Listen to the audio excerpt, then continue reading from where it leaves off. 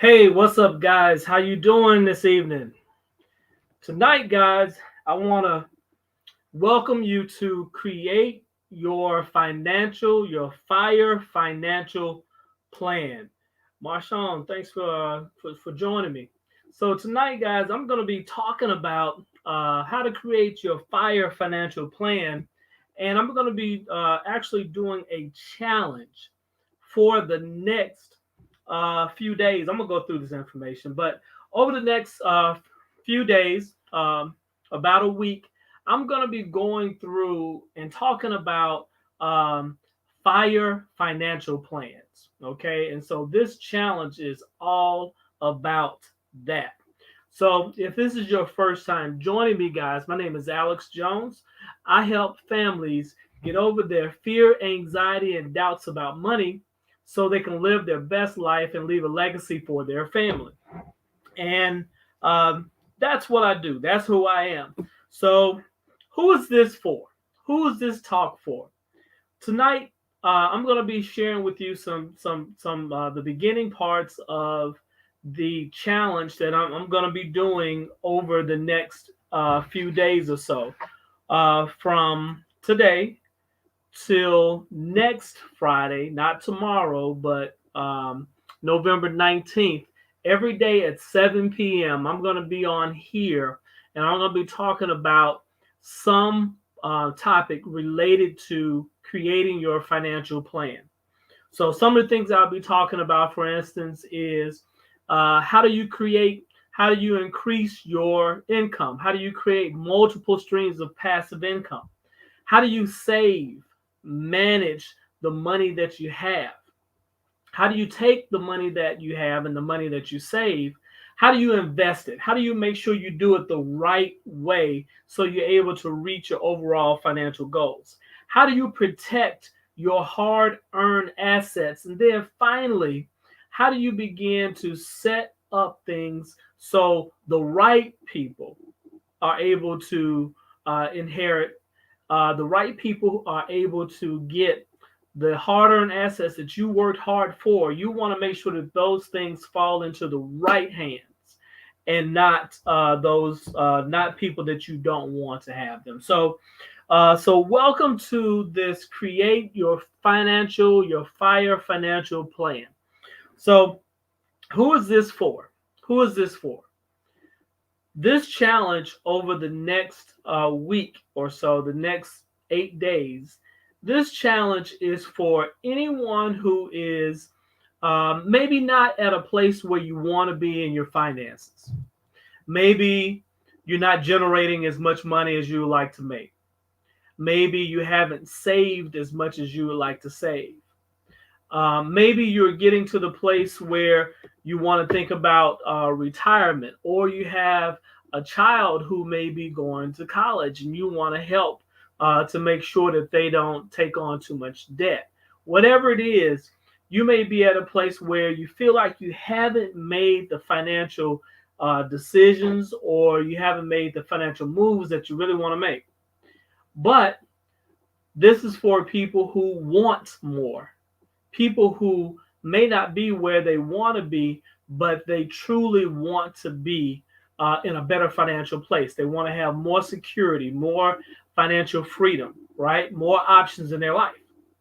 So, and finally, this is for anyone who is willing to put in the work.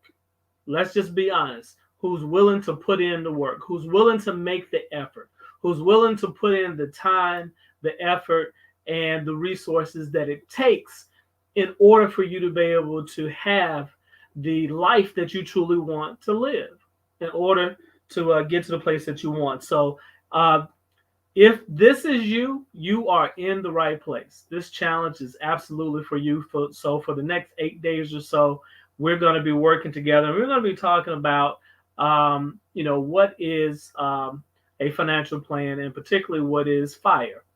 So, with that, let's start right there. What is fire? FIRE. FIRE is actually an acronym. It stands for Financial Independence, Retire Early. Have you guys heard it? Put in the comment box if you've heard it. Hey, Tamika, how you doing? Thanks for joining me. Hey, Tamika is actually, hey, I'm glad to see you. Hey, Tamika is actually in already a part of the masterclass that's coming up, and you will be hearing a little bit more about that through this challenge. Um, so, so what is FIRE? FIRE is Financial Independence, Retire Early. That's what the acronym stands for. And so the idea behind that, there's a whole community of people who have committed themselves, excuse me, to making the appropriate decisions, making the right investments, doing the things that they need to do to create financial independence for themselves first, and eventually helping them get to a place where they're able to retire early. And we have all kinds of acronyms. We have lean fire, we have fat fire, right? Um, and those things kind of outline the level that a person has decided that they want to be at when they retire. Some people are like, hey, as long as I'm able to get to a certain point, maybe it's if I'm able to cover my monthly living expenses by not working. Lean fire, that might fit you, or you might be someone who wants a much larger nest egg, right? In order that you might have financial independence and retire early. Whatever the case is, that's what FIRE stands for. So let's talk a little bit about a financial plan. Financial planning. So you might be thinking, financial plan. Does that mean I have to sit down with a financial advisor? I got to talk to a stockbroker. I have to talk to a tax accountant. I got to talk. Not, maybe, not necessarily, right? A financial plan is all about you putting a plan in place. And when we say plan, I'm not talking about an idea. Ideas are nothing more than a wish until you put them on paper. Um, I'm talking about a full-fledged plan that covers the four main areas that are associated with your financial life. And we're going to be talking about that throughout the challenge. And so if your plan is something that is not written, you don't necessarily have a plan. If your plan is one that does not cover these four essential areas, guess what? It may not. It not. You don't have all of the components that are needed just yet for you to have a cohesive, complete plan that's going to work together. All right. And so, and the whole idea behind this, guys, is, by now we know they didn't teach us this stuff in college. They didn't teach us this stuff in high school. So the idea, no one is talking to us about our money. Families oftentimes don't even talk about money amongst themselves within the family. The idea about talking about money has been a taboo subject for far too long, particularly in the African American community. I know it wasn't discussed in my family, right? And so we have to get to a place where we are much, much more comfortable having the conversation about money. Because if we're not learning it in school, and if we're not learning from our parents or grandparents or other wealthy family members, then, where are we getting our information from? And usually the information that we get are going to be probably from other people, friends, other extended family members, other people who are usually in the same boat as you are, right? It's kind of almost like the blind leading the blind a little bit. So, if you have someone who has not had good financial understanding, have not been able to practice good financial principles, then chances are their ability to be able to share with someone else what you need to do oftentimes isn't there.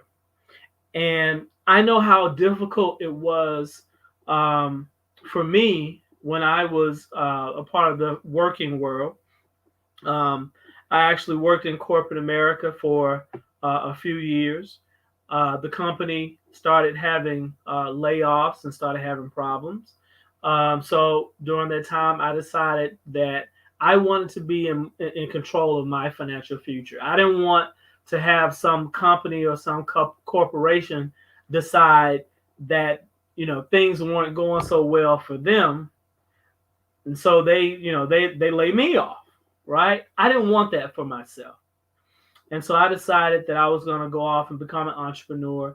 And that was way back in um, 95 or so. It was a long time ago. But in any case, I remember owning and operating my own business, working in corporate America, but no one was having the conversation with me. And everything I had to, I learned about finances, I had to learn on my own, right?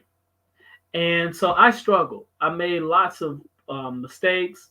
Um, a lot of things I did not necessarily have to go through if I had people around me who were able to mentor me better, right? Who were able to provide some life lessons and some experiences that I was able to learn from instead of me always bumping my head and making those mistakes and learning from hard knocks. That's another point, guys. We take so much pride in having to get things out of the mud, or we have so much pride in the fact that we're trying to make it on our own, and we're trying to do everything on our by ourselves, and we're trying to figure it out on our own. And let me tell you guys, wise people, smart people look for other people who have already done it, right? People who have already made those mistakes, people who have already had a certain level of success. And smart people, wise people, seek out those people, right? They find those persons who can be a mentor for them. They find people who can be a coach for them. They find someone who can help guide them along the way instead of them having to make all of the mistakes themselves. I always say if you're learning from the school of hard knocks, if you're not careful, you get knocked out, or you find yourself in a position where it really knocks you back so far back that it's hard to recover from. The other reason why I'm having this conversation is, um, yeah, we don't know everything to get to where we need to be. And everything that you've done up until this point, those things won't necessarily take you to the next level. And so it's very important that we continue to keep ourselves open, that we're always committing ourselves to listening and learning. That's something that's really difficult for us, but listening and learning is should be a lifelong thing. And particularly in this case, when it comes to your finances, it is something that's really, really important and is going to help you in life. And so, as I said before, I made a lot of mistakes. I made a lot of bad financial decisions. But the good thing about it is I did not allow those past mistakes. I did not allow the fact that I was not in a certain financial place. I didn't allow that to keep me from opening up and asking for help. Asking for help. We have so many of us would much rather keep it to ourselves, and we don't want anybody to know that we don't have it all together. And so we would rather keep up the facade rather than asking somebody and letting someone know, hey man, I need help. I need help. And so, like I said before, I help families get over their fear, anxiety, and doubts about money. And some of the fear is fear of embarrassment, fear of ridicule. And so I want to be able to help as many people as possible. And this year, hundreds of people, I am going to help hundreds of families, okay? Hundreds of families finally get to a place of having some financial independence and financial freedom. Finally being in a place where they have clarity about where they're going with their finances. So they're not laying up in bed at night being fearful or being afraid that, somebody's going to come and take the car, or the lights are going to be cut off, or we're not able to take care of our financial obligations, right? So that's the reason why I'm doing what I'm doing. And that's the reason why I share this information on my channel all the time. Because I wish someone had taken the time to share with me, Alex, do these things so you can generate more income. Do these things so you can save more, right? Do these things so you can invest, and you can start having money work for you. And so um, that's the reason why I'm sharing this information, because truthfully, quite honestly, people who are in my generation, Generation X, people who are between the ages of 40 and 56, nobody's having a conversation with us, guys. Nobody's coming to help us. If you look at the books, if you look at magazines, if you look at all the things related to finances, they are generally geared towards people who are Gen X, maybe baby boomers a little bit, but Gen X, Gen Z, and millennials. Excuse me, not Gen X, Gen Z and millennials mostly, right? But for people who are between the ages of 40 and 56, people like myself, nobody's having that conversation with us. So that's the reason why I'm doing it. So I can help other people get the information that they need, so you're able to live your best life. So 5 years, 10 years, 15, 20 years from now, you won't be sitting back wondering what happened. I don't want that for anybody. I don't want that for anyone who truly, truly wants to be in a better place financially. I want everyone to have the information that they need, the resources that they need in order for them to be able to have the life that they truly want. And that's the reason why I'm having this challenge over the next 8 days. All right. So, like I said before, over the next 8 days, I'm going to be talking about how to increase your income, how to have multiple streams of income, how to save more money, how to manage your money better. After all, if you want to be able to be blessed with more, right, you have to be a good steward over what you have. Yeah, that's kind of how that works. See, generally, people who are not good stewards of what they have, they don't get more, right? It doesn't work that way, because money is if you can look at it a couple of ways. From a spiritual perspective, right?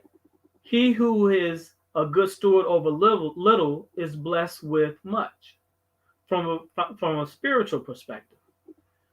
But if we look at it from a metaphysical perspective, right? If we're talking about the universe, money isn't attracted to someone who is not good with money. Money doesn't work that way. Money is attracted to, and money goes to people who know what to do with it. And so if you find yourself in a place where you're not sure how to handle it well, guess what? You won't get much of it. And if you do, you won't have it for long. That's just how money works. So what this challenge is all about is sharing with people the importance, okay? The importance of developing a plan, developing your goals, developing the appropriate things you need to do, the strategies you need in order to reach those goals, developing the appropriate milestones, right? And making sure that you have uh, the four areas that need to be covered, making sure those are covered. Okay. So, and what are those four areas? We're talking about income. Income. You have to have some plan or some strategy around how you generate income. Okay. That's number one. Number two, you have to make sure that you have some strategy. Your plan, your financial plan must include how do you save and manage the money that you attract, the money that comes to you. How do you save and manage it?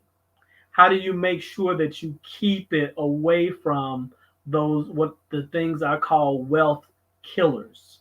How do you keep your money away from that? Okay.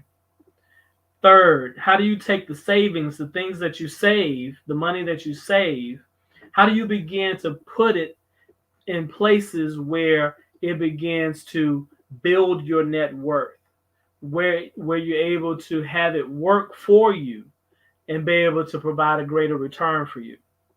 And many people don't understand that how most of us are using our money, we're often misusing it. And so it doesn't take much to figure it out if that's the case. All we have to do is look at where we are in our finances. It's going to tell the story. The interesting thing, the thing that I love so much about math, is the numbers don't lie. They always tell the truth, right? Numbers aren't very subjective. Okay, 2 and 2 is always going to be 4, right? And so we have to make sure we get to a place where we understand financial principles so that we can have those principles work in our favor. So making sure that we are investing so our money is working for us instead of us having to work for money. See, money is a terrible master, but it's a great slave. And so if you put money to work for you, money will work 24 hours a day, 7 days a week. You cannot outwork your money. It's always working. When you're sleeping, it's working. When you're on vacation, it's working. When you're at your main gig, your main job is working, right? But you have to learn how to take your savings, what you have saved, right? And now you got to put it in a place where it can work for you. And if it isn't doing that, guess what? You're hustling backwards. And that's what we're going to learn this through the challenge over the next couple of days, the next 8 days together. We're going to be talking about that. We're going to be talking about that. Okay.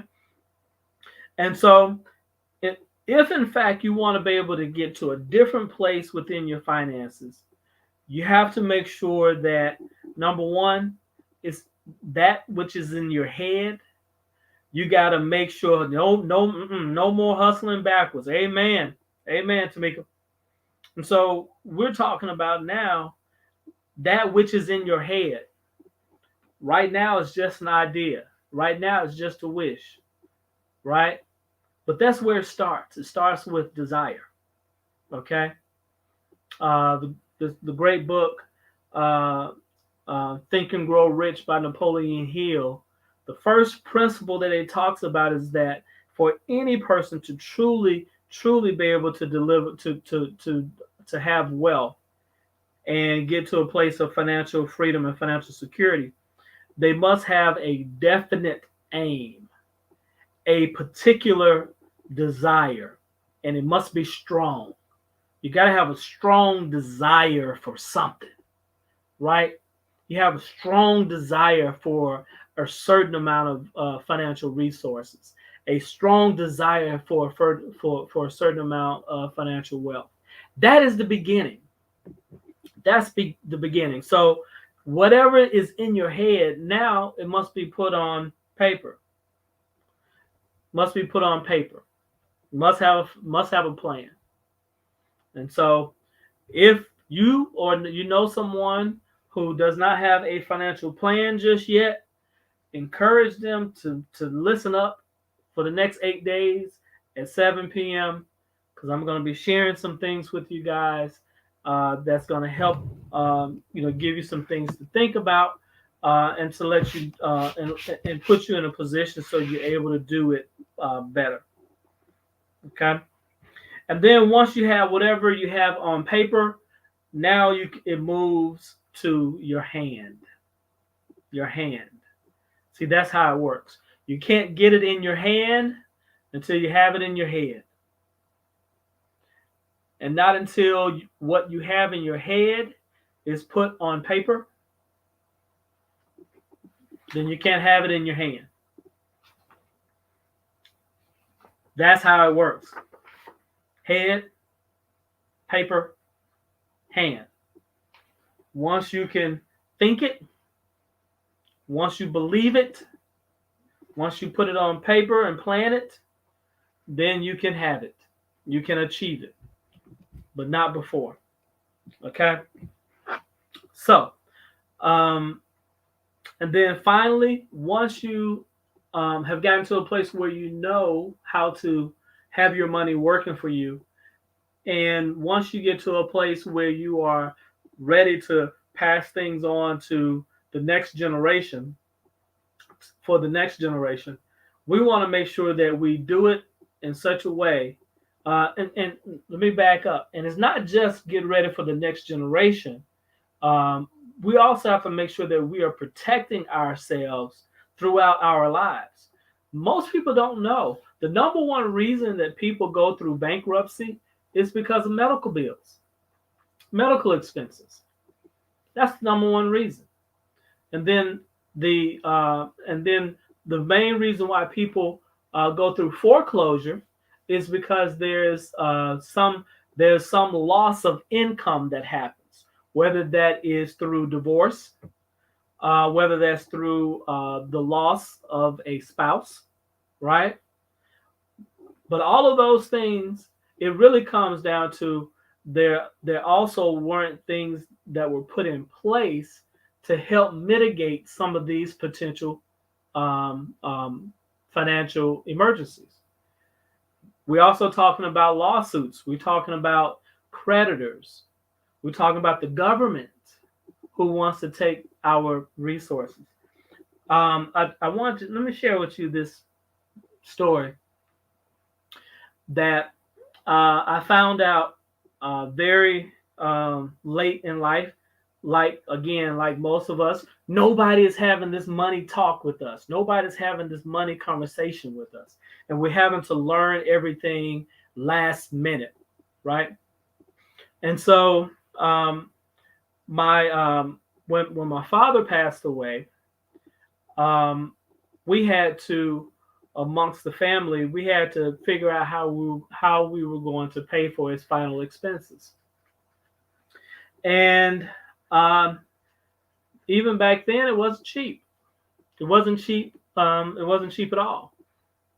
And I think back to how nice it would have been if instead of us being set back financially to cover the expense, what if he was able to set us up so that we were able to at least the family was able to be advanced financially if there was something put aside or something put in place for us after his passing.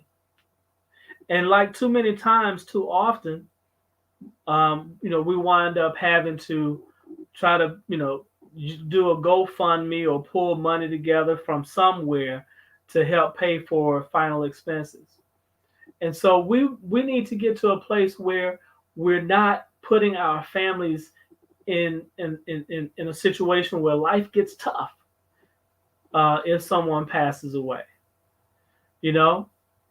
Will your family be able to continue to stay in the home comfortably if the dad or the mom passes away. So that too must be a part of your financial plan as well.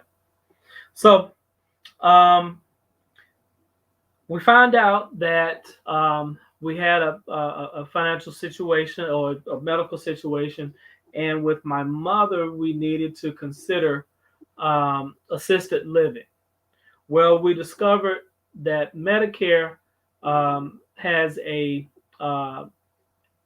you have to qualify for Medicare, and oftentimes, if you have too many resources, they expect for you to spend that down first before you can qualify for Medicare, right? And then, even then, if you have too many assets, oftentimes they have what's called a look back period that will say, hey, if you had too many assets within the last 5 years, sometimes we might require you to give us your real estate, right? So the government winds up potentially taking over your house that you've paid for your whole life, right? That you had planned on having to go to your kids or grandkids. Now the government's taking it. Yeah, happens every single day, guys. And these are things, yeah, whoa.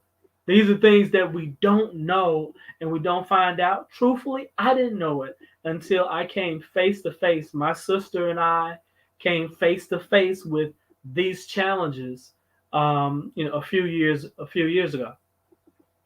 So again, that's the reason why I'm sharing this information, and that's the reason why I'm on a mission to help people plan financially.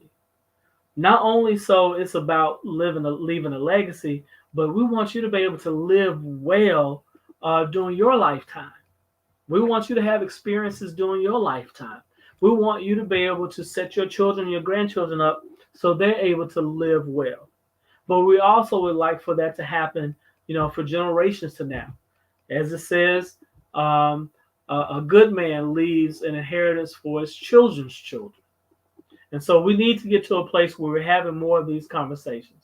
So if you know somebody who needs to hear this information, please share this with them. Please share, like this live stream, and share this with them so they can be a part of this challenge as well.